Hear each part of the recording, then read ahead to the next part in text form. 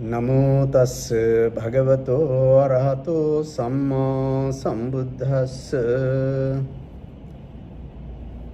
Good evening. Welcome to the Dhammapada program on the Buddha Dharma TV. Thank you for coming. Today, we are going to discuss the verse number 85 and of course verse number 86 too, because these two verses have similar meanings. 85 begins with Appakate manussesu yejana paragamino atayam itara paja tirameva anudhavati. It means it is a very simple verse that was uttered by the Buddha when someone reported to Buddha of the incident that happened on one occasion. A group of people from Savatthi city made special offerings to the monks collectively, and they arranged for some monks to deliver discourses throughout the night. Many in the audience could not sit up whole night, but most of the time they were drowsy and half asleep. It is normal. The preachers must understand the situation, physical situation and mental situation of the people. How come we expect people to stay up late night and listen to the Dhamma?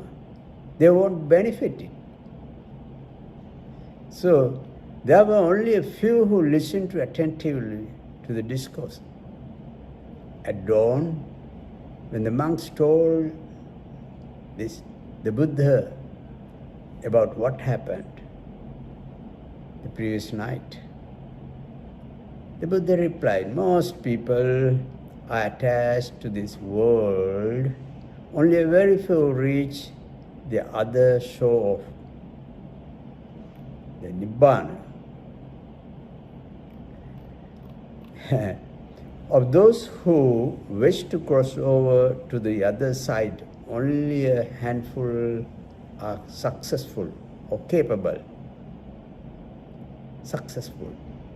Those others who are left behind keep running alone. So those masses who have not been able to reach liberation continue to be caught up in the long journey of samsara. That is the literal meaning of this verse. So it is the other verse, 86 also, the realm over which Mara has sway are difficult to cross. Only those who quite righteously follow the way indicated in the well-articulated teachings of the Buddha will be able to cross these realms that are so difficult to cross. In a nutshell, what the Buddha said here is those who are committed, those who strive hard to achieve their desired goal by practicing the Dhamma vehemently, they are capable of, they are the people who will be able to cross the shore. So that is what we take from here, the meaning, Dhamme Dhammanuvattino, the teaching of the Buddha and those who practice the teachings. The Buddha expounded his teaching initially to the 5 ascetics and preached his first sermon, the turning of the wheel of truth, Dhamma Chakka Pavattana Sutta in Pali language. And he preached his first sermon, the turning of the wheel of truth. Thus did the enlightened one proclaim Dhamma and set in motion the matchless will of truth. With the proclamation of the Dhamma, for the first time, and with the conversion of the 5 ascetics, Kondanya, Bhadya, Vappa, Manam, Asaji, by names, those 5 ascetics, at the deer park in Sipatana, Migadaya, became the birthplace of the Buddha's dispensation and of the Sangha, the community of the monks, the ordained disciples. The Buddha addressed his disciples, the accomplished one. Those disciples accomplished for Arahant, attained enlightenment, and said, released am I am released, O monks, from all ties, whether human or divine. Human or divine, I am released. You also are delivered from fetters, whether human or divine. Not only me, you are also delivered and free from all these fetters. Go now and wander for the welfare and happiness of many, out of compassion for the world, for the gain, welfare and happiness of gods and men. Charata bhikkhave charikam attaya hitaya sukhaya. Let not 2 of you proceed in the same direction. Proclaim the Dhamma that is excellent in the beginning, excellent in the middle, excellent in the end. Thus is his teaching, possessed of the meaning and the letter, both utterly perfect. Proclaim the life of purity, the holy life consummate and pure. There are beings with little dust in their eyes who will be lost through not hearing the Dhamma. There are beings who will understand the Dhamma. I also shall go to Uruvela. This Buddha is telling them to go forth for the benefit of others, to preach his noble teaching. And here the Buddha said, after dispatching the first 5 disciples, Arahants, a Buddha, after dispatching them, Buddha said, I also shall go to Uruvela, to Senanigama, to teach the Dhamma. Thus, Buddha did commence his sublime mission, which lasted to the end of his life. With his disciples, he walked the highways and byways of Jambu Deepa, land of the rose apple. Another name for India, Jambu Deepa. Jambu, land of the rose apple, Jambu Deepa. Rose apple is Jambu. Deepa means island. Jambu Deepa is another name for India. That's the meaning is land of the rose apple.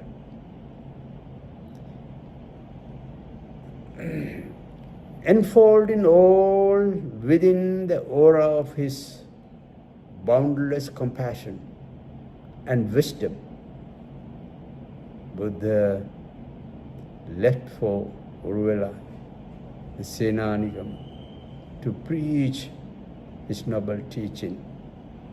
After dispatching the main first 5 disciples for preaching the Dhamma.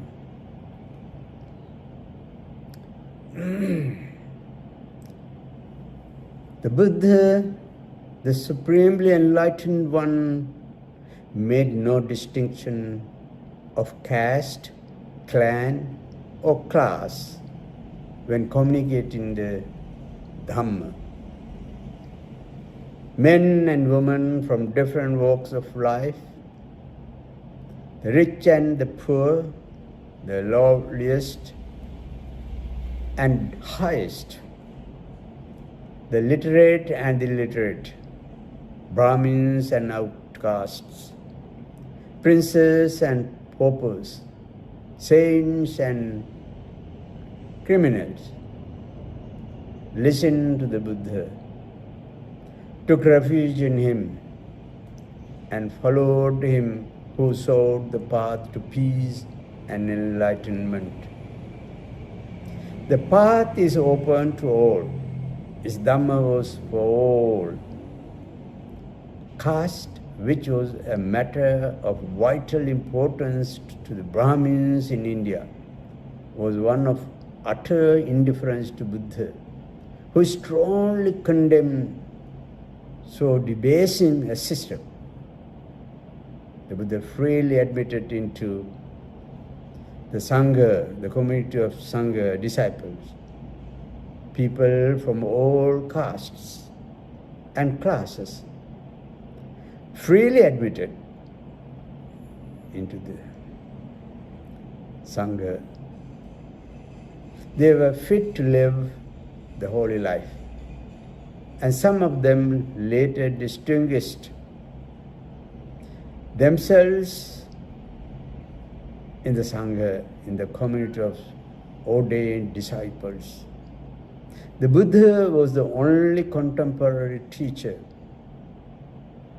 who endeavored to blend in mutual tolerance and concord those who hitherto had been rent asunder by differences of caste and class. Caste and class. The Buddha also raised the status of women in India.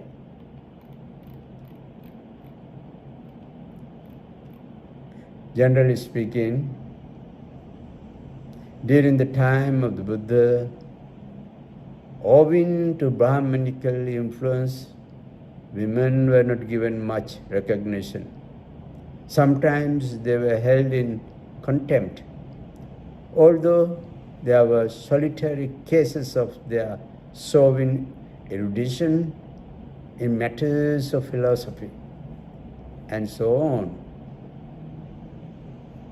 In his magnanimity, the Buddha treated women with consideration and civility, and pointed out to them to the path to peace, purity, and sanctity. The Buddha established the order of nuns, Bhikkhuni Sasana, the order of the nuns, the ordained women disciples. For the first time in history,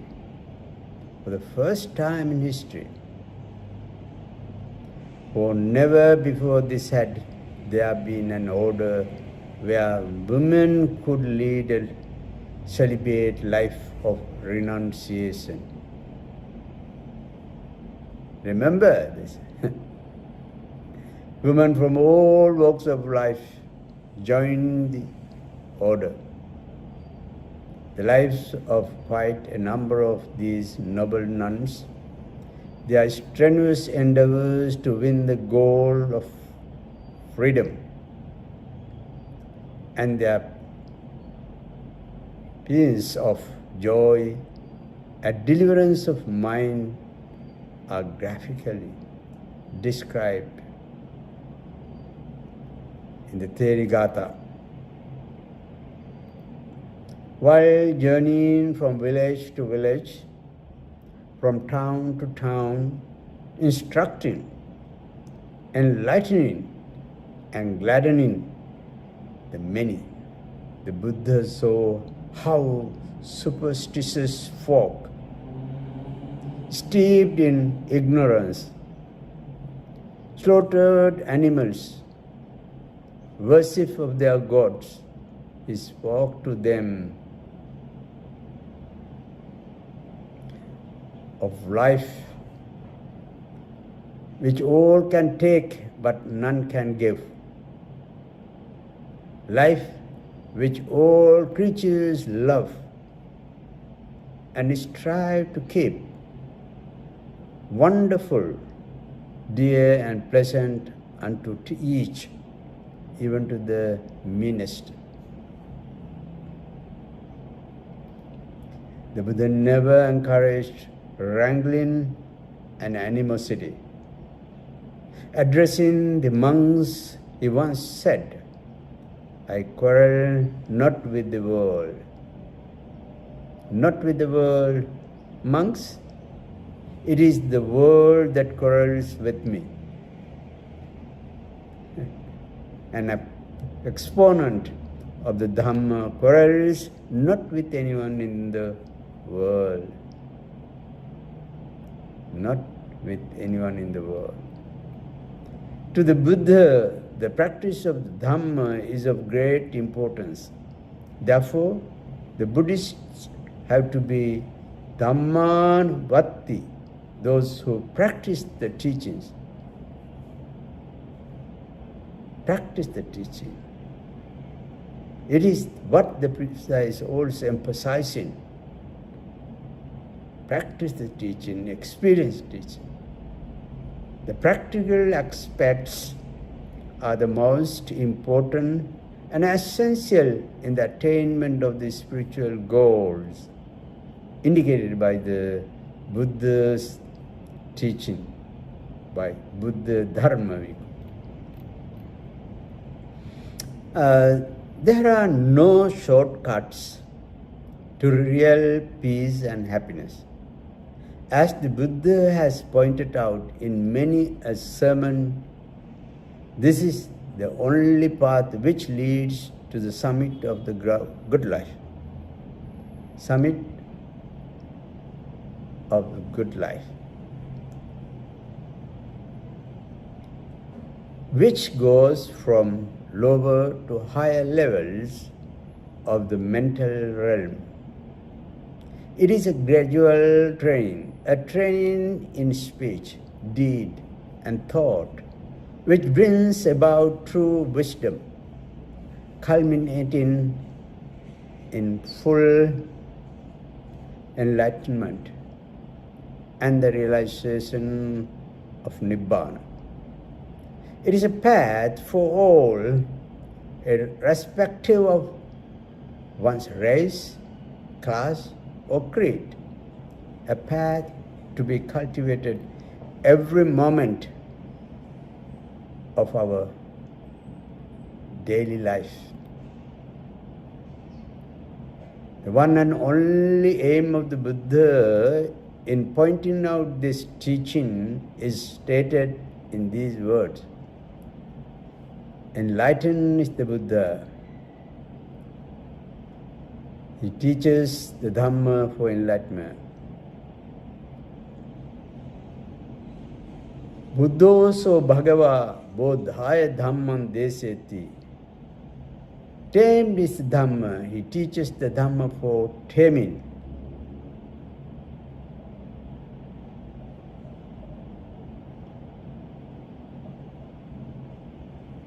He teaches the Dhamma for training, for taming. Calmness Dhamma. He teaches the Dhamma for calming. Then He teaches Dhamma. Having crossed over, the Buddha teaches the Dhamma for crossing over the long journey of samsara. Tinnoso bhagava taranaya dhamman deseti, pariniputoso bhagava parinibbanaya dhamman deseti. Buddha, having attained Nibbana, he teaches the Dhamma for attainment of Nirvana. This is what Buddha was doing. Having attained his supreme enlightenment, he teaches others for attaining the enlightenment. This being the purpose for which the Buddha teaches the Dhamma, it is obvious that the aim of the listener or the follower of the path should also be the same. It has to be the same. No, there's no other way. And not anything else. The aim, for instance, of a merciful and understanding physician should be to cure the patients that come to him for treatment. And the patient's one and only aim, as we know, is to get himself cured as quickly as possible. That is the only aim of the sick person.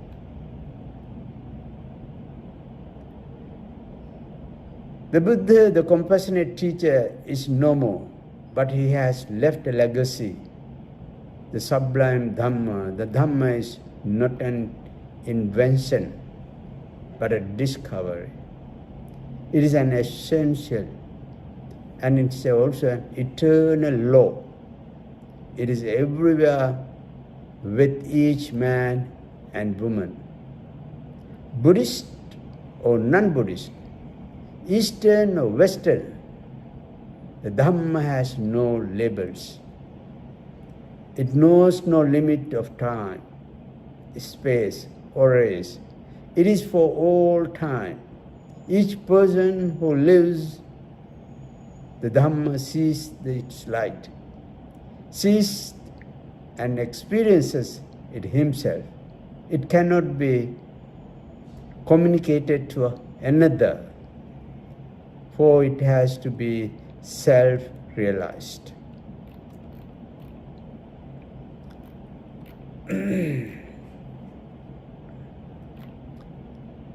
Therefore, it is important to understand the deep meaning of these verses. Because it teaches us to apply the Dhamma and thereby follow the path that he has enunciated. At the beginning it is good, middle it is good, at the end it is good. This is the specific characteristics of his teaching. I therefore would like to request the listeners to try to learn Buddha's teaching and apply it to your daily life.